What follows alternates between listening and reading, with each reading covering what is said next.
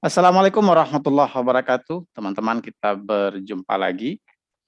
Kali ini tamu saya seorang yang sangat istimewa, penulis muda, dan sekarang beliau mendapat amanah sebagai duta baca Sumatera Barat.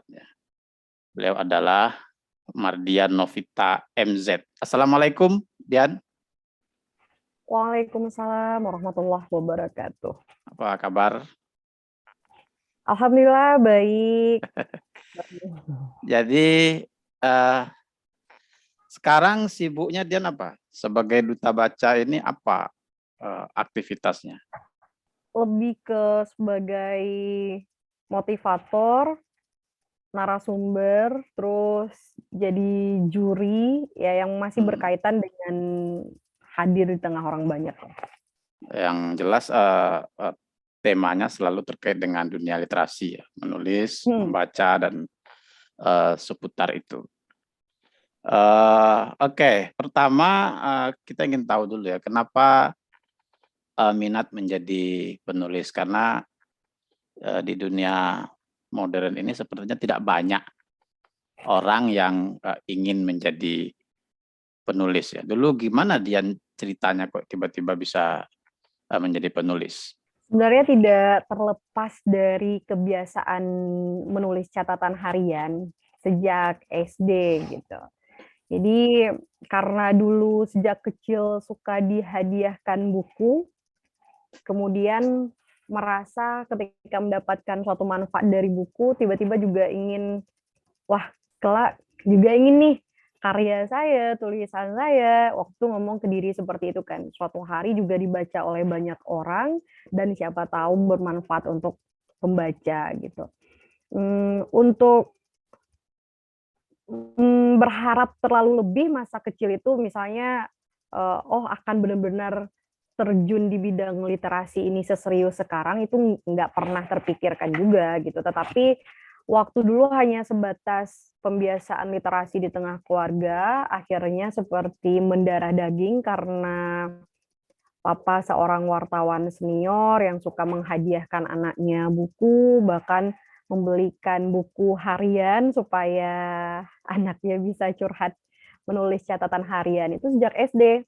Terus juga dengan guru-guru yang merasakan kemampuan kayaknya kamu punya bakat mengarang deh, menulis gitu.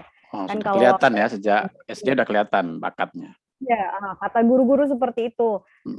Ada tugas mengarang, pelajaran bahasa Indonesia selalu menjadi ya yang hasil tulisannya yang terbaik lah di kelas gitu.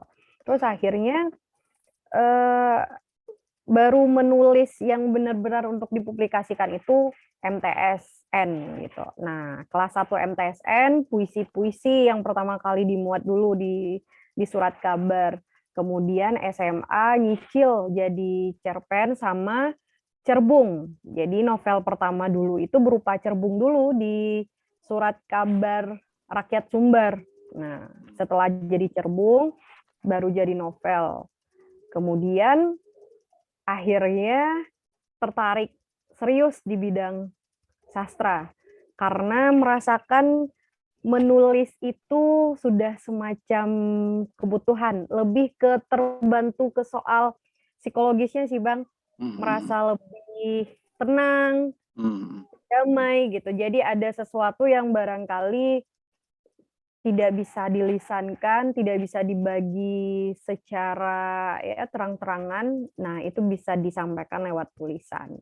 Dan akhirnya merasa, wah dengan menulis saya bisa lebih tenang ya, bisa berbagi ke banyak orang gitu. Kalau berbicara kan terbatas ya, kadang hanya terbatas kepada orang yang bertemu, bertatap Ya, muka ya, dengan kalau betul. menulis kan kita bisa isi pemikiran kita bisa dibaca oleh orang-orang yang bahkan kita tidak kenal.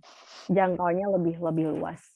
Oh, Dan akhirnya terasa juga manfaatnya, menyusul manfaat-manfaat yang lain dari sisi ya pastinya dari sisi spiritualnya terasa gitu. Kemudian sisi ekonomi ya merasa agak terbantu juga lah, Oh, karena dengan dapat ini ya, fee ya, dapat honor ya dari menulis?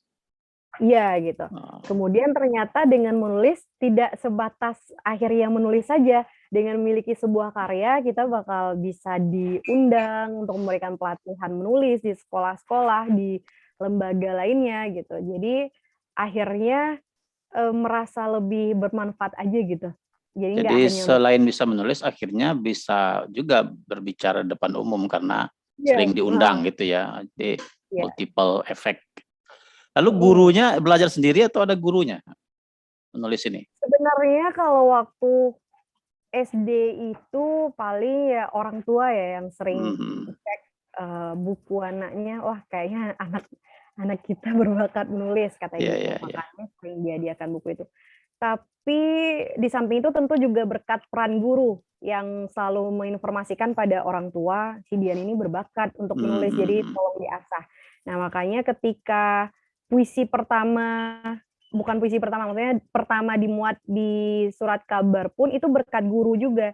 Jadi Mhm. guru yang menemukan puisi-puisi Dian di buku catatan pelajaran beliau, Mhm mhm. itu guru fikih, Oh, tetapi itu di guru MTS fikih ya? bukan guru iya di MTS yang Wah, luar akhirnya biasa. biar Bapak kirimkan ke waktu itu Padang Express. Mhm Jadi mhm. buku pertama itu dimuatnya Padang Express, itu berkat guru fikih bukan guru bahasa Indonesia. Dan itu tidak hanya sekali, 2 sampai 3 kali masih Bapak itu, yang Mhm mhm. ibaratnya mengetikkan, jadi dia cuma tulis Iya tangan, iya iya. beliau yang ngetik dan akhirnya mengirimkan ke surat kabar, beliau yang beli beli surat kabarnya ngasih tahu dan akhirnya Mhm. di situ merasa, wah peran guru saya luar biasa sekali gitu. Nah, Mhm mhm. akhirnya saat lanjut ke MAN, dari MTSN lanjut ke MAN Kota Baru Padang Panjang, itu, jujur kan waktu itu salah jurusan ke MAPK karena Mmm. nggak ngerti namanya waktu itu jurusannya Internasional Timur Tengah, nggak ngerti bahwa jurusan itu arahnya belajar kitab gundul. Jadi Heeh untuk heeh. mengobati, apa ya, perasaan belajar agak terpaksa di sana, akhirnya sering ke rumah puisi Taufik Ismail. Di sana waktu itu Mmm. ada koleksi buku sekitar 7.000 lebih judul buku, kalau sekarang Oh, udah iya iya. 11.000 lebih, udah sampai tiga Dekat belas ya, ribu. rumah puisi Taufik Ismail tidak begitu jauh dari MAN Kota Baru. Iya, jadi, Ya. sering ke sana, di sana juga ada, komputer yang Mhm. bisa digunakan. Nah, akhirnya, apa ya, ngerasa, "Wah, ini nih tempat ternyaman ternyaman Mhm. dia," gitu.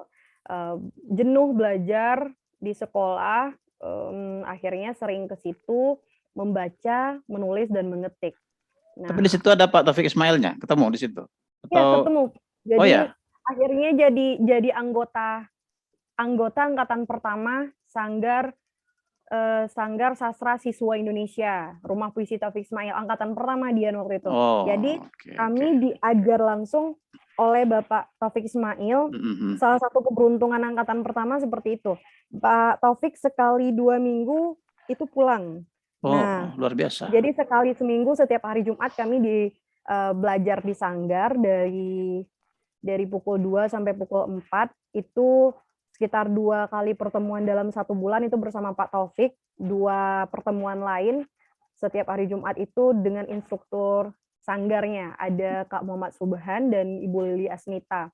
Dan waktu itu Kak Muhammad Subhan ini sebagai manajer Rumah Puisi Taufik Ismail. Beliaulah selain Pak Taufik Ismail ya, beliaulah seorang guru yang akhirnya menyadari bahwa di antara sebanyak itu anggota sanggar, nah Dian ini kayaknya mencolok mencolok dalam Oh, ya artian ya. sungguh-sungguh gitu. Jadi Betul bukan betul. bukan sebatas mengisi waktu Sekedar luang, tapi ikut-ikutan betul-betul ya, tapi benar-benar jadi akhirnya beliau juga support gitu, mhm. mana nih karya-karya Dian dan beliau termasuk yang membantu mengetikkan novel Oh, luar pertama. biasa sekali Jadi diketikkan peran sama Pak Taufik guru-guru itu Ismail. luar biasa rasanya gitu. Oke, terus sekolahnya gimana itu? Kan masih sekolah di Iya, MAPK waktu itu itu kan masih asrama kan, jadi susah keluar biasanya. sangat sangat susah keluar. Alhamdulillah, punya orang tua yang bisa diajak diskusi. Jadi kalau, hari Jumat itu biasanya MAPK itu jadwal olahraga, siang sampai sore itu jadwal Mhm olahraga. mhm. Akhirnya, ngomong ke orang tua, mmm, Dian sangat ingin bergabung di Rumah Puisi Taufik Ismail gitu. Jadi kalau seandainya orang tua support gitu kan dan berani menyampaikan ke pihak sekolah, pasti pihak sekolah juga akan melakukan suatu tindakan lah untuk mendukung juga. Mhm mhm. Akhirnya ngomong ke Pak Taufik, kendala-kendala karena sistem, asrama juga dan padatnya kegiatan di sekolah, akhirnya, atas dukungan orang tua, eee, akhirnya menemui Pak Taufik bareng papa waktu itu. Pak Taufik membuatkan surat, pihak Rumah Puisi menuliskan surat kepada kepala sekolah di MAN. Akhirnya kepala sekolah juga mengabarkan ke guru olahraga untuk membebaskan jam olahraga setiap Itu hari suratnya Jumat. ditandatangani Pak Taufik Ismail? Aduh lupa sih pastinya, entah Kalau Pak Taufik Ismail yang menandatangani atau manajer Rumah Puisi gitu. oke oke Yang oke. pastinya akhirnya diizinkan untuk kegiatan sanggar setiap hari Jumat dan mengorbankan jam olahraga kecuali saat pengambilan nilai. Jadi memang ada yang dikorbankan gitu. Tapi waktu itu udah menimbang-nimbang risikonya, bakal bakal kalau memang serius di bidang ini harus totalitas gitu. Dan akhirnya itu juga sih yang membuat betah sekolah di sana, merasa juga disupport oleh guru-guru di sana, bahkan kepala sekolah, pembina asrama, akhirnya bisa totalitas mengasah bakat di bidang kepenulisan. Kalau di perpustakaan sekolah, ya kan kalau kita menulis juga harus banyak baca. ya Kalau di ya. perpustakaan sekolah itu, mohon maaf ya waktu itu masih terbatas koleksi buku, Oh, gitu. lebih banyak Dian di lebih banyak tempatnya membaca di Rumah Rumah Puisi Baca Taufik Pak Ismail. Taufik Ismail? Oh, Iya, oke karena di oke. sana juga beragam buku-bukunya. Oh, jadi sejak itulah kemudian lahir banyak karya-karya dan salah satunya yang, menarik itu ini ya, ini judulnya Iya Mahar Cinta Gandoriah. Kenapa menarik? iya. Pertama karena memperkenalkan Gandoriah, eee, saya nggak tahu nih, ada nggak novel atau buku yang, memperkenalkan Gandoriah? Kalau dalam bentuk novel kayaknya belum ya. Jadi pemerintah Kota Pariaman harusnya mengapresiasi buku ini. Kemudian saya baca di sini juga ada misalkan menyebut tentang, Salalawu gitu, itu kan produk, Iya, Pariaman. Jadi, buku ini kemudian memperkenalkan, budaya khas Pariaman dan yang penting sekali buku ini ternyata juga membahas tentang uang jemputan, ya kan. mhm. Bagi teman-teman yang belum tahu, di Pariaman itu laki-laki menurut tradisinya dijemput ya, dijemput dengan sejumlah uang, biasanya tergantung, status sosial pekerjaan ya, terutama kalau dia sesama orang Pariaman. Kalau saya sendiri kebetulan gratis ya, karena, istri saya bukan orang Pariaman, jadi tidak dijemput. Mhm. Ya beruntung juga yang gratis karena tidak ternilai berarti. Kalau dijemput 20 juta, 30 juta, ya itu kan kalau 20 juta itu seharga sapi kurban lah kira-kira. Jadi Bisa nanti dikorbankan berarti. iya bisa dikorbankan. Jadi buku ini, eee, kenapa sampai ada buku dan buku ini tahun 14. 2013 ke sini cetakan 2013 pertama, ya? cetakan Oh ya, 1 Juni 2013. oke. Berarti kurang lebih 9 tahun yang lalu dan berarti waktu itu usia Dian baru, berapa tuh kurang lebih? Udah 20 belum? Eee, kalau 2013 ya? Ya, dup Eee, iya 19, 20 ya? kalau bulan Juni berarti sebelum 20 itu? Berarti Menuju 19-an. 20 lah, menuju 20 tahun. Menuju 20 tahun dan ini sudah buku yang kesekian ya, bukan yang pertama ya. Mhm. Kenapa ada buku Mahar Cinta Gandoria ini? Dari mana asal muasalnya? Iya, jadi pernah mengisi acara di sebuah SMP negeri di Kabupaten Padang Pariaman. Dian diundang waktu itu memberi motivasi sih kepada pelajar di sana untuk giat membaca dan giat menulis gitu. Terus ada seorang guru bercerita gitu, "Dian, siswa ibu, laki-laki ya, siswa ibu ada yang putus sekolah." Terus ketika ditanya, "Kenapa Bu?" Gitu kan, "Kan sekolah negeri gratis." Eee, iya, gratis, tapi kan butuh beli seragam, butuh ongkos, ada buku tulis dan lain sebagainya, ujung-ujungnya juga keluar uang gitu. Ya, ya, ya. Ternyata alasan menarik berhentinya si siswa tersebut karena, orang tuanya merasa butuh menabung untuk mempersiapkan uang jemputan karena kakaknya belum menikah gitu. Oh, ya, ya, ya. Tertunda Heeh, menikah karena belum cukup uang uang jemputannya. jemputannya, betul. Iya, waktu itu kaget kan, cukup kaget, cuma gara-gara itu terus putus sekolah gitu. Iya, iya. Apakah ibu sebagai guru tidak pergi ke rumahnya, bertemu keluarganya, atau pihak guru barangkali bisa berunding, berdiskusi untuk misalnya ya itu, kalau terkendala bayar ongkos lah, beli seragam dan lain sebagainya. Udah kata kata ibunya gitu, dan barangkali memang dari sisi pendidikan keluarganya mungkin ya, nggak menganggap bahwa putus sekolah itu suatu bencana untuk ke depannya gitu. Nah, singkat cerita dari situ akhirnya agak berpikir dan merasa, ini baru satu cerita yang didapatkan gitu, gara-gara hal ini. Walaupun barangkali ada banyak juga kan yang bilang, eee, bila seseorang laki-laki Pariaman ada dapat uang jemputan gitu, dengan nilai yang fantastis misalnya, itu kan nanti akan dipulangkan juga ke perempuan dalam bentuk emas gitu, yang nilainya barangkali setara bahkan lebih gitu. Nah, Mhm. waktu itu tetap berpikir, berarti si keluarga perempuan kalau seandainya nggak mampu akan berusaha mencari uang itu gitu. Untuk biaya pesta aja barangkali mereka udah bisa berhutang juga gitu, Kak. Nggak masalah bagi yang perekonomiannya di atas rata-rata gitu, di menengah ke atas gitu. Tapi kan bagi yang menengah ke bawah, itu akan menjadi permasalahan baru, yang pernikahan yang harusnya dipermudah, menjadi hal tersebut bisa menjadi penghambat juga gitu. Itu Mhm. baru satu kasus yang didengar. Kita nggak tahu ya kasus-kasus yang lain seperti apa, cuman dari kasus itu akhirnya dia mikir, "Wah, ada sesuatu yang kurang pas ini," gitu. Dan ternyata, setelah ditanya ke berbagai pihak, beberapa orang yang nganggap uang Bajapui itu mesti ada ya, katanya sih sebagai bentuk penghargaan kepada si pihak laki-laki, karena laki-laki akan menjadi orang sumando di kampung istrinya gitu kan. Cuman ya seperti yang Bang Abrar tadi bilang ya, kalau dengan ada ukuran, tertentu, misal 20 juta, 50 juta, artinya ada angka tertentu, justru berarti masih ada patokan berharganya seseorang. Iya, betul. Masih bisa dinilai dengan uang.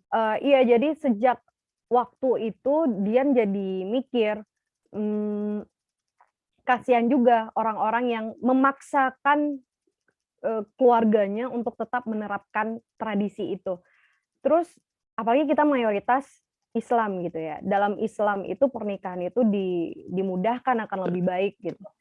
Itulah Dan kemudian yang menjadi ide dari novel Maharshita novel Gandoria Mahar yang Cinta waktu itu Gandoria ini. ditulis, saat Dian udah jadi mahasiswi sastra. Nah, akhirnya novel itu memang sampai 2022 ini masih terus dikaji gitu. Ya terserah sih Mhm. dengan pro kontra yang muncul, tetapi itulah, lahirnya dari ya lahirnya proses penciptaan karya tersebut. Sampai 2022 ini masih ada yang konfirmasi, mengirimkan, foto bahwa baru selesai sidang, baik itu skripsi maupun tesis, dengan objek penelitian novel Marcinta Gandoria. Ya Dian Iya. sebagai penulisnya, ya merasa ya bersyukur aja.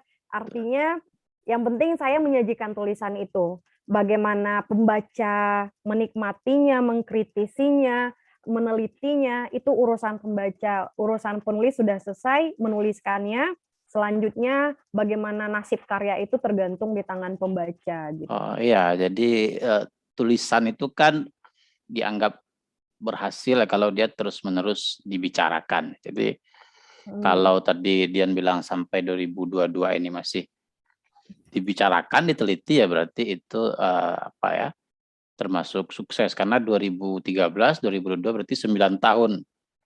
Kan banyak juga buku yang setahun aja nggak bertahan. Jadi itu suatu prestasi dan memang di ujung ceritanya ternyata si Sahara ini tidak jadi menikah dengan orang Pariaman. Dia menikah dengan Iya. orang Betawi gitu ya, ya Iya, kisahnya. iya.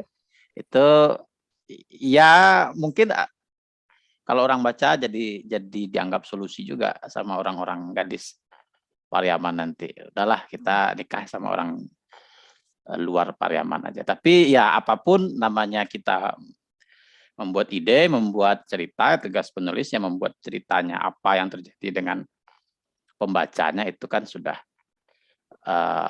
tanggung jawab Ya urusan masing-masing. penulisnya udah selesai gitu. Udah selesai ya. Cuman yang belum selesai menerima fee-nya. Selama masih dijual tentu Masih ada sih, tetap menerima honor. Oke, kemudian setelah menulis banyak, prestasi apa atau benefit apa yang Dian bisa dapat? Selain tadi jelas pertama ada honor ya, ada pengalaman menjadi pembicara. Jadi selain bisa menulis, akhirnya bisa juga bicara. Bicaranya sudah kemana aja? Menjadi narasumber atau kemana saja kaki sudah dilangkahkan karena menulis ini? Iya, sebelum novel yang tadi kan ada novel pertama. Novel pertama yang terbit waktu itu, belum tamat dari masih proses menjelang tamat lah dari MAPK Kota Baru. Nah, novel pertama itu akhirnya membawa Dian, roadshow buku itu sebulan lamanya di Malaysia gitu. Sebulan lamanya di Malaysia pada usia 18 tahun untuk mendiskusikan buku itu, bersama Itu programnya ngapain sengaja di Malaysia sebulan itu ngapain? Iya, berdiskusi tentang buku pertama, bukan buku yang tadi sih, buku pertama Penyair Merah Putih judulnya. Itu terbit 2010 apa 2011 ya, 2011 Dan kayaknya. itu masih di MAPK, masih di MAN? Iya, masih di MAPK. Nah, tapi 2011 itu akhirnya kan Dian kuliah ya, masuk ke UGM di Jogja. Jadi pergi ke Malaysianya itu statusnya udah jadi mahasiswi, jadi berangkat dari Jogja. Baru-baru kuliah 6 bulan lah, kuliah 6 bulan akhirnya izin nggak masuk gitu. Tapi alhamdulillah pihak kampus sangat mendukung. Jadi sebelum berangkat ke Malaysia itu pihak kampus mengadakan pelepasan juga. Jadi Oh iya, apalagi dia fakultas ini ya sastra ya, pasti mendukung. iya, ilmu budaya Kalau dan fakultas jurusan hukum sastra belum gitu. tentu, kalau fakultas hukum belum tentu diizinkan. Benar sekali. Nah, Oke, jadi itu sudah awal-awal kuliah berangkat ke ke Malaysia Malaysia sebulan untuk sebulan. mendiskusikan buku itu. Jadi itu programnya dibuatkan oleh namanya Bunda Siti Zainun Ismail. Beliau seorang sastrawan negara. Kalau di Malaysia kan ada istilahnya sastrawan negara. Sekarang beliau jadi sastrawan negara. Dulu 2012 Dian pergi itu Februari kalau nggak salah Dian pergi ke Malaysia sampai Maret. Itu beliau belum sastrawan negara tapi sudah menjadi sastrawan. Nah, kan kalau sastrawan negara di Malaysia itu ada fasilitas dari negara, baik itu transportasi gitu. rumahnya, ada tunjangannya, beruntung lah gitu. Ya. Indonesia belum ada seperti Belum itu. ada di kita jadi, ya yang jadi sastrawan negara ya. belum ada seperti itu. Oke. Nah, jadi dengan beliau bawa ke Kuala Lumpur, ke Negeri Sembilan, ke kemana lagi ya? Ya ke berapa tempat, Melaka, untuk mendiskusikan buku itu. Dia dipertemukan dengan orang-orang keren di Malaysia itu, bahkan juga ya balai pustaka, ibaratnya balai pustakanya atau balai bahasanya di situlah. Akhirnya juga mengadakan semacam seminar yang dia narasumbernya. Kemudian pesertanya itu ada dari Malaysia, Singapura, sama Indonesia. Jadi luar waktu biasa. di Indonesia belum begitu. Kenapa di Malaysia sudah siapkan itu.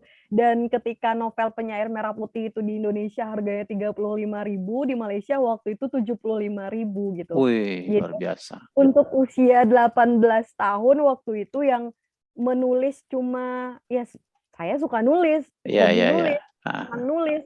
Nggak pernah menyangka ternyata baru 6 sebulan di kelas sastra ternyata udah diundang semua, ya semua dibiayai, pembuatan paspor, terus, transportasi, biaya di sana, nginap itu pindah-pindah gitu kan Itu dari mereka bisa mengundang itu, kenapa mereka membaca bukunya? Kenapa kok bisa-bisa tiba-tiba, mhm, kan banyak lah pasti buku-buku, setiap setiap tahun pasti ada buku novel yang iya. terbit kan. Kok tiba-tiba apa, dari mana mereka bisa dapat buku itu? Nah iya, salah satu, keuntungan yang Dian rasa sebagai anak sanggar Bapak Taufik Ismail di Rumah Puisi Ayange itu, jadi Pak Taufik pernah memperkenalkan Dian dalam sebuah forum, forum besar di Rumah Budaya Bapak Fadlizon yang bersebelahan dengan Rumah Puisi, itu ini anak didik saya yang akhirnya Oke. berhasil menulis novel. Nah, waktu itu datang juga Profesor, Siti Zainul Ismail tadi gitu, Oh, oke dan oke. akhirnya, "Dian, kamu saya ajak ke Malaysia ya, saya buatkan program. Saya tertarik dengan kamu karena di usia kamu yang semuda ini, kamu menyajikan sebuah cerita yang bukan cerita cinta-cintaan. Kamu menyajikan sebuah cerita kisah para remaja dengan jiwa nasionalismenya, saking cintanya dengan Indonesia, dan serius untuk menjadi generasi muda yang bertekad akan mengharumkan nama Indonesia." Di situ, beliau tertarik karena yang Dian tulis itu bukan cerita cinta menye-menye gitu loh, Bang. Jadi dia merasa, "Ini anak muda, punya jiwa jiwa nasionalisme," dia bilang kayak gitu. Mhm, Nah, tidak akhirnya mainstream temanya ya, kalau tema anak-anak remaja kan ya itulah, tema cinta sekolah, ini mhm, tidak mainstream. ya Oke jadi oke. sebulan sebulan di Malaysia itu, pulang dari sana akhirnya ya kumpulan puisi selama sebulan di Malaysia juga langsung dibukukan gitu. Oh, selama di Malaysia Barulah nulis puisi juga? menulis puisi Iya iya iya, gitu. ya, emang tidak bisa lepas dari tulis-menulis. Habis itu kemana lagi yang sudah dijelajahi? Ya, ya ke beberapa negara sih udah ya, kayak, Thailand juga pernah, yang terbaru 2019 ke Turki. Itu lebih ke baca puisi, cuman semua Oh, nggak lepas dari apa ya, kan masih dunia literasi ya, iya iya jadi iya, heeh. kayaknya dia memang, Kenapa fokus di bisa ke Turki? Siapa yang ngajak ke Turki? 2019 itu dia ikut sebuah ajang pencarian bakat di Sumatera Barat namanya Sumbar Talenta. Sumbar Talenta itu, pesertanya boleh nyanyi, nari, kemudian Oh, iya iya.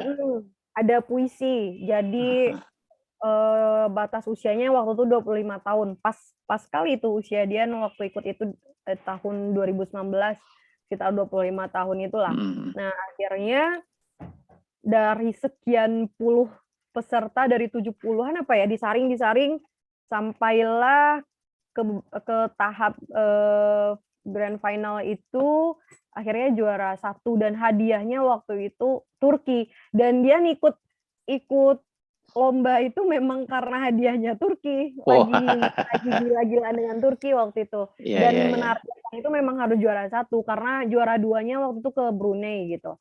Nah jadi Oh, memang udah dekat lah ya kalau fokusnya Brunei harus ya. juara satunya bukan bukan ke Brunei-nya tapi ke Turkinya gitu. Alhamdulillah tercapai. Jadi yang juara satu Dian baca puisi, juara 2 nyanyi, juara tiganya tari, waktu itu gitu. Oke, sekarang, eee, masih menjabat sebagai, duta baca. Ya Sejak sejak 2018. oh udah lama ya? Atau udah mau Iya, selesai? Belum? udah mau selesai. Oh ya, 2022 ini selesai. selama jadi duta baca, tentu Dian melihat terutama di Sumatera Barat ya, gimana kondisinya orang anak-anak muda terutama karena sekarang, zamannya gadget, kalau menurut penelitian itu kan orang Indonesia itu memegang HP Android itu 8 atau 9 jam sehari. Itu kan sudah Betul. 2/3 dari waktunya sehari. Kalau dia lihat HP 8 jam, kemudian rata-rata orang tidur 8 jam, maka sisa waktu hidupnya itu 8 jam. Katakanlah 8 jam itu dia ngerumpi, 2 jam berleha-leha 2 jam, sisa 4 jam waktu produktifnya, kapan dia membaca, ya kan. Jadi menurut Dian ya, gimana kondisi terutama anak-anak muda kita terkait dengan minat mereka membaca, apalagi menulis, gimana? Ya, di Sumatera Barat ini sejatinya beberapa tahun terakhir sejak Dian menjadi duta baca, yang Dian amati banyak, apa istilahnya, kantong-kantong literasi yang bermunculan gitu ya.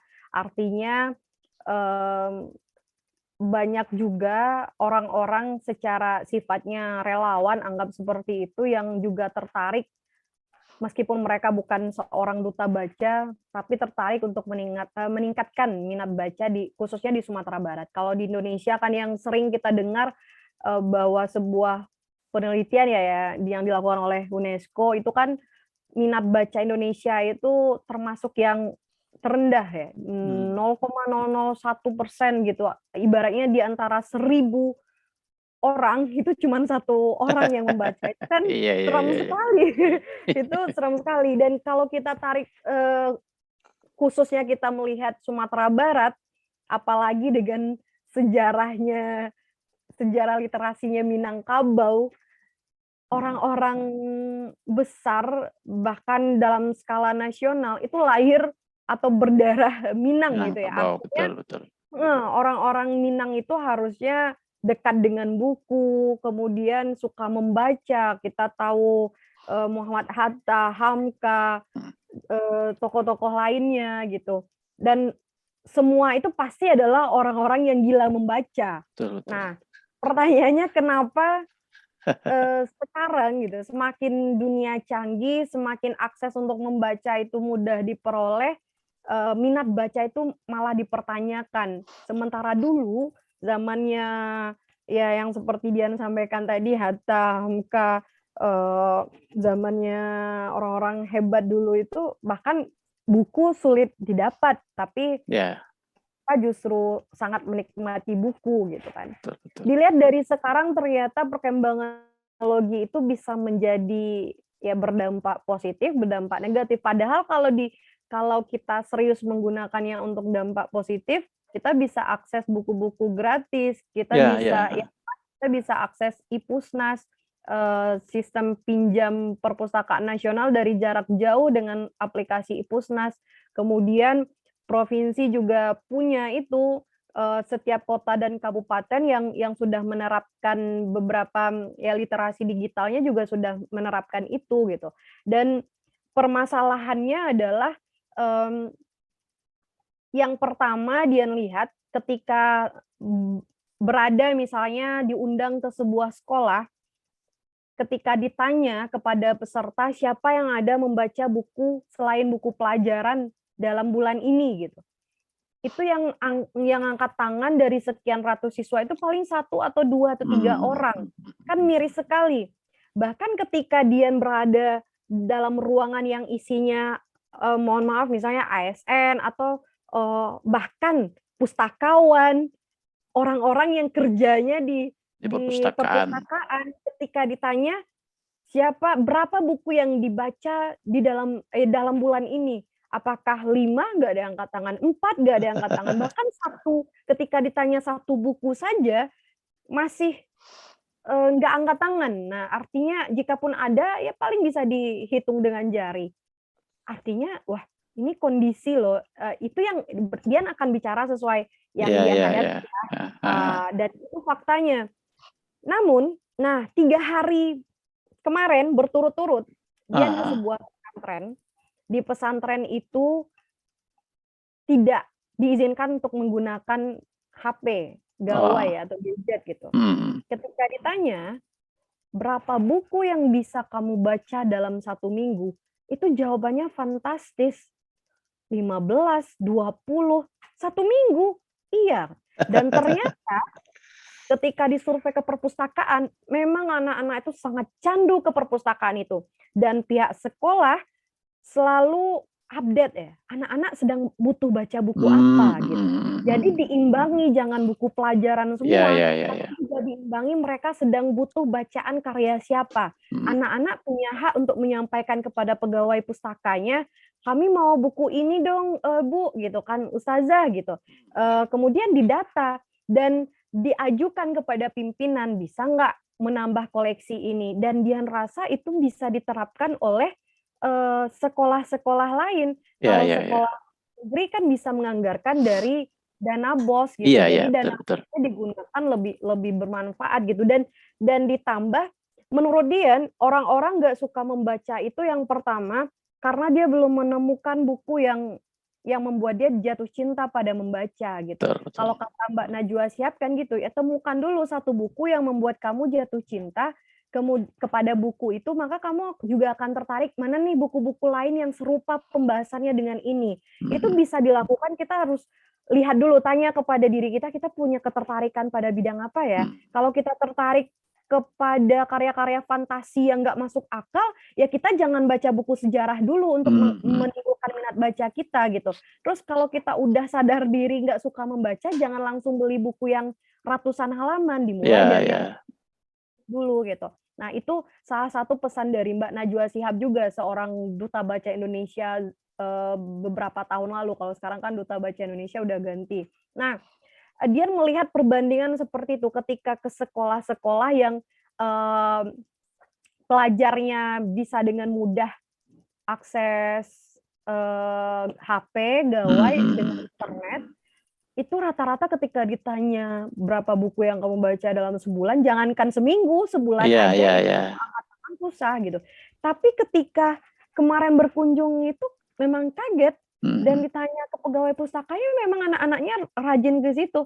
Nah, artinya kan, gawai ini, HP ini, Android Iya ini iya. punya pengaruh yang cukup besar Perlu mengalihkan ada perhatian, intervensi sebetulnya dari, apa, baik itu orang tua pemerintah, maupun apa dari orang sekolah. Nah tua, iya, apa kalau dari sekolah, pemerintah juga, eee, karena di sekolah juga sepertinya tidak diajarkan khusus membaca, menulis ini. Paling kalau ada pelajaran bahasa Indonesia itu kan, standar aja ya, iya, yang diajarkan, teori-teorinya tidak aja. menggali minat anak-anak untuk Ya kadang gurunya membaca. juga nggak Gurunya juga kadang nggak gurunya hobi juga membaca. nggak hobi membaca, misalnya guru bahasa Indonesia tapi nggak hobi membaca gitu. Bahkan oke kalau nggak sebatas nggak hobi aja, tetapi nggak juga tertarik untuk menimbulkan minat itu, udah tahu Iya nggak suka iya, membaca, iya lalu iya, pasrah dengan nggak suka membaca, kan memprihatinkan iya. sekali. Karena Jadi kan selain di itu di juga apa, di misalkan di dinas yang mengurus, pustaka gitu ya, kearsipan atau pustaka, orang yang ditempatkan di situ kan bukan karena kompetensi dia membaca, hobi dia membaca, cuman itu kan biasanya pegawai PNS kalau golongannya sudah mencukupi, atau mungkin sudah tidak ada slot lain untuk di dinas posisi, lain, bagian dengan, lain. taruhlah di sana. Dan Heeh. memang kalau kita lihat, saya kan juga termasuk hobi mengunjungi perpustakaan, memprihatinkan para pengunjung perpustakaan itu sehari 2 1, dan ketika kita tanya kepada penjaga perpustakaan, dia juga, nggak tahu apa-apa tentang buku yang, dia jaga itu. Jadi intervensi pemerintah perlu, dan tadi juga yang, bisa diambil pelajaran dari Dian itu, orang tua yang memberikan hadiah buku kepada anak. Ini kayaknya perlu dicatat oleh para orang tua, termasuk saya ini kan orang tua juga baru. Jangan selalu membelikan mainan, sesekali berikanlah buku supaya anak-anak ini mencintai, dunia membaca ya. Oke, ini sudah, 30 menit lebih kita bercerita, sangat memberi inspirasi. Kita barangkali bisa titipkan pesan kepada, para pemangku kepentingan yang mempunyai otoritas, bahwa anak-anak tidak hobi membaca itu harus diintervensi ya. Kalau tidak, gadget itu betul-betul membuat mereka, apa, lari dari dunia nyata. Jadi mereka banyak hidup di, dunia maya, apalagi nanti ada namanya metaverse. Metaverse itu, lebih ngeri lagi dari dunia maya. Jadi perlu ada intervensi bagaimana anak-anak itu mulai, menyukai buku, salah satunya tadi dengan cara kalau anak kecil jangan melulu diberikan mainan ya, sekali berikan buku bergambar, buku apalah yang anak-anak suka. Terima kasih Dian atas sharingnya. Mudah-mudahan ini didengar oleh banyak orang, dan kalau bisa survei tadi itu dari 1.000 orang hanya membaca satu itu menyedihkan, sangat menyedihkan. Sangat menyedihkan. Indonesia terutama Minangkabau tadi sudah Dian sebut memiliki sejarah yang panjang di dunia intelektual ya. Sekarang malah ternyata hanya 1 orang di antara 1.000 orang yang membaca. Mudah-mudahan Dian sukses selalu. Terima kasih atas kehadirannya di Bincang Pagi hari ini. Dan teman-teman, kita berjumpa lagi dalam Bincang Pagi berikutnya. Sampai jumpa. Assalamualaikum warahmatullahi wabarakatuh.